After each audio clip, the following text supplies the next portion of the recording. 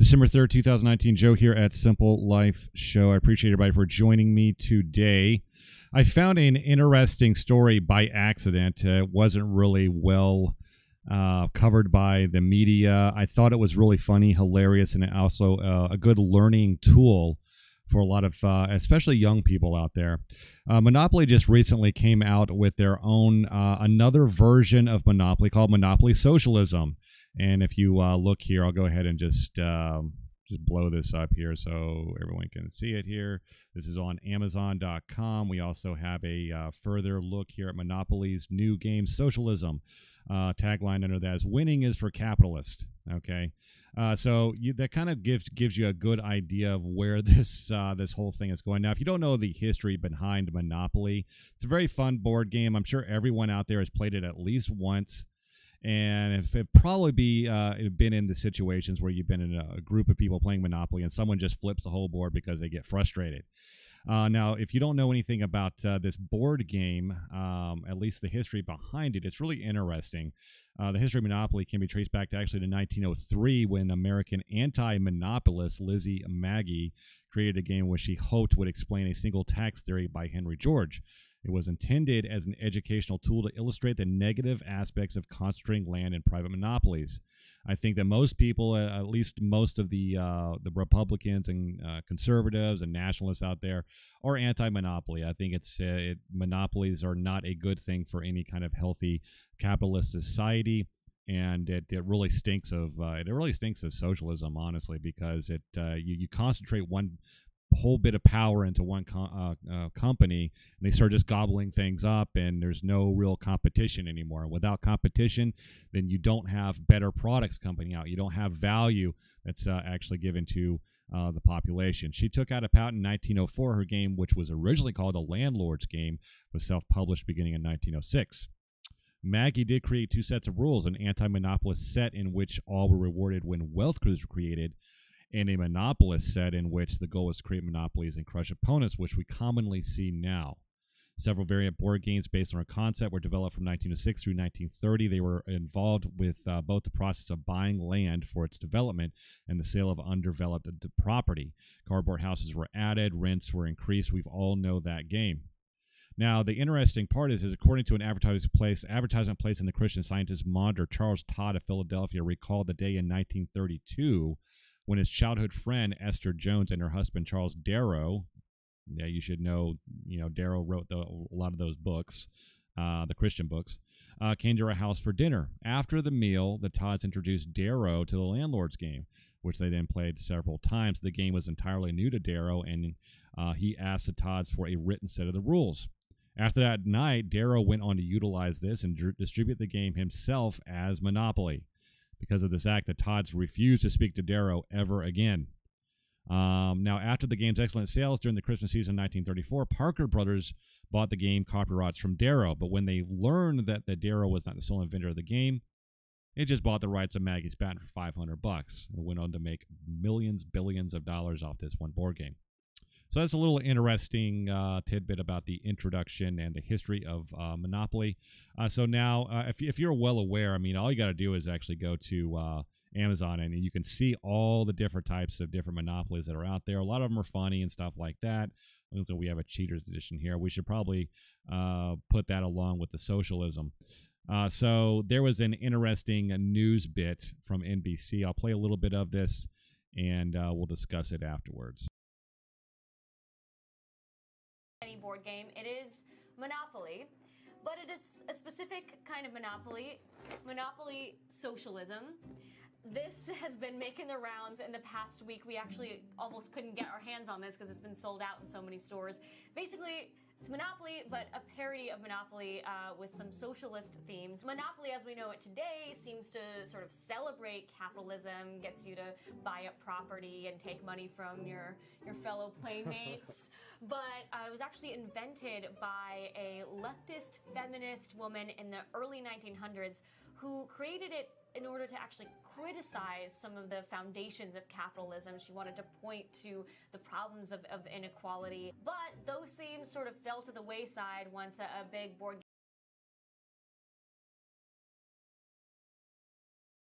I kind of want to stop there and just make a comment on what she just said, that the person that actually created this board game, Lizzie, was that she created this board game as an anti-capitalist type of thing, and that is incorrect.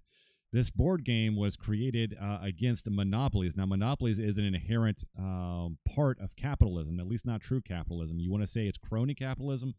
Go ahead. But that is not a tenet of true capitalism, and that's not the intent of the design and history of this game. So NBC, once again, being dishonest. Of course, she's just reading her lines and stuff like that, pushing the socialist agenda. Of course, this whole thing is something that's mocking this game while the game is mocking her as well. Game company bought the patent from her and rebranded it as a celebration of capitalism, and it turned into the monopoly that we know today. So we'll see how that all plays out with whatever on earth this is.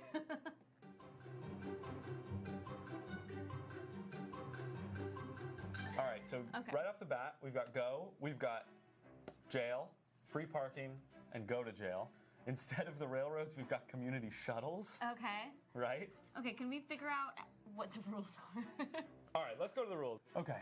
You want me to do a little bit of reading? Do a little bit of reading for me. Socialism is about cooperation. As fellow citizens and community organizers, we pledge to move around the board and revitalize our town by contributing to one another's projects, unless we can steal projects to get ahead. Maintain our vital community fund, unless depleting it helps us win. Always act in the best interest of the group, unless it's more fun to act in our own self-interest. Forgo competition and individual glory in the pursuit of a socialist utopia, unless you're the first player to contribute all. Okay, so I'm not going to play the entire video here. I'll put a link to this YouTube video that's provided by NBC News in the description box.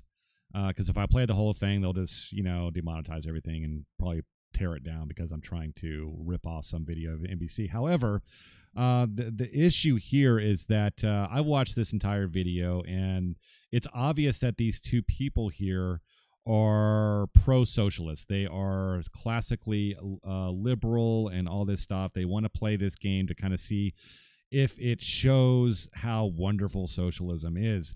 However, this is not correct. This game is a fabrication. It's a parody of itself, but it's mocking socialism basically. And I think this is a genius move by the by Parker Brothers. Of course, Parker Brothers is a very wealthy corporation. They create a lot of board games and so forth and so on. They're taking part in the capitalist movement. They are not themselves a monopoly themselves either.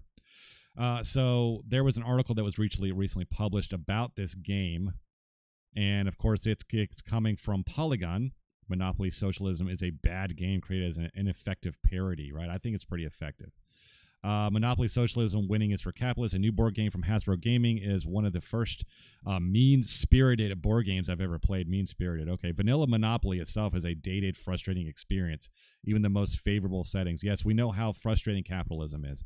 This self-described parody version, which I purchased online and picked up in Target store here in the United States, foregoes any pretense of being fun to play, even as a joke gift. It is difficult to recommend it for a number of reasons.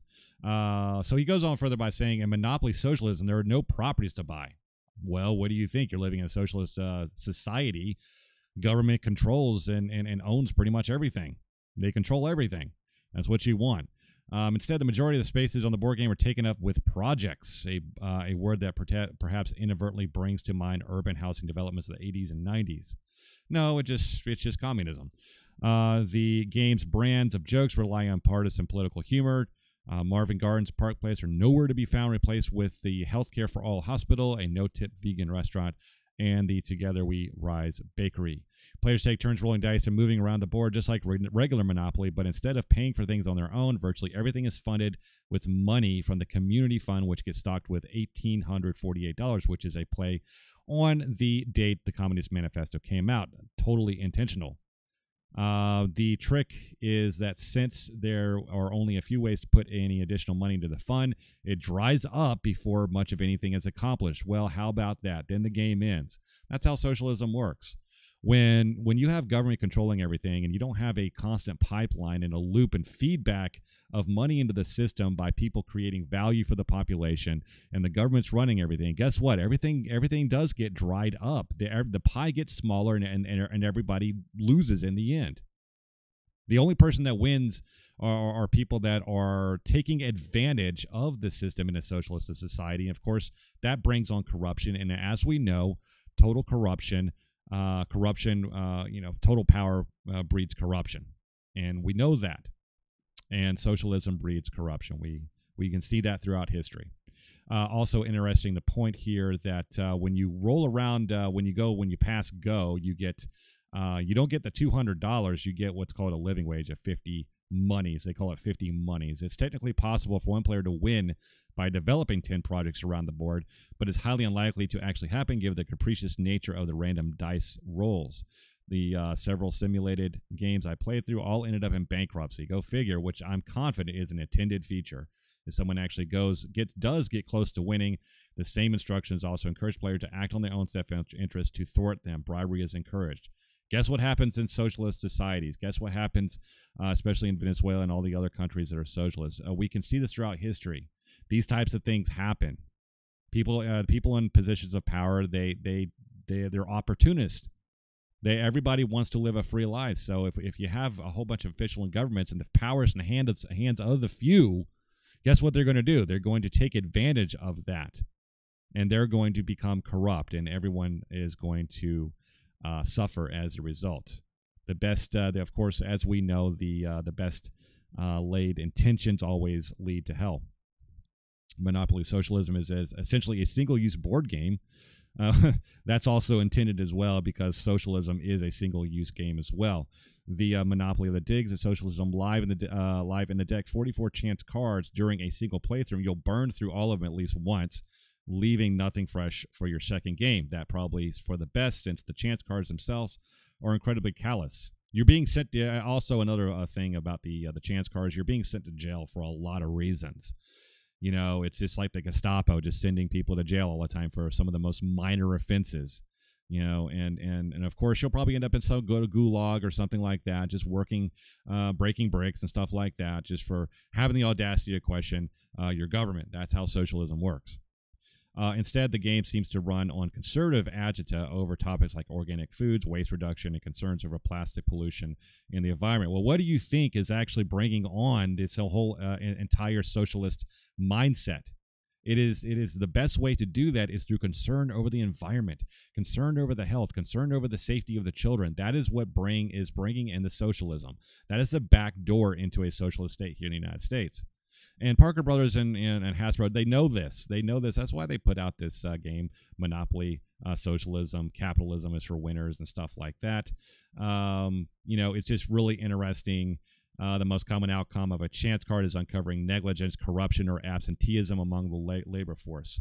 And as I said before, as the manual points out, instead of $200 income as traditional Monopoly would be, everyone on the table is given $50 living wage each time they pass go. Everyone is miserable. Everybody's miserable in the game, and it's a miserable game to play. And it's a good teaching tool for people who are, you know, kind of on the fence. And maybe it's something that can spark conversation, maybe even a fight or two, hopefully not. But I don't think that's what they really intended with this game, Social Monopoly Socialism. So this is really kind of trending right now. I didn't even hear about this game. I think it's hilarious. And I think it's also a good thing. I also think it's a good thing that the leftist media is out there is kind of decrying this whole thing. As you know, they're just crying over it, that it's so bad. It's putting socialism in a bad light. Well, socialism should be put in a bad light. There are certain tenets of socialism that are good. I think that people should have at least a right. You know, they have a right to live a free life, but they also have a right to be healthy and stuff like that. You know, I don't think that people should be dying in the streets. I think that there should be some sort of social safety net installed in this, because we can't be extreme far right or extreme far left.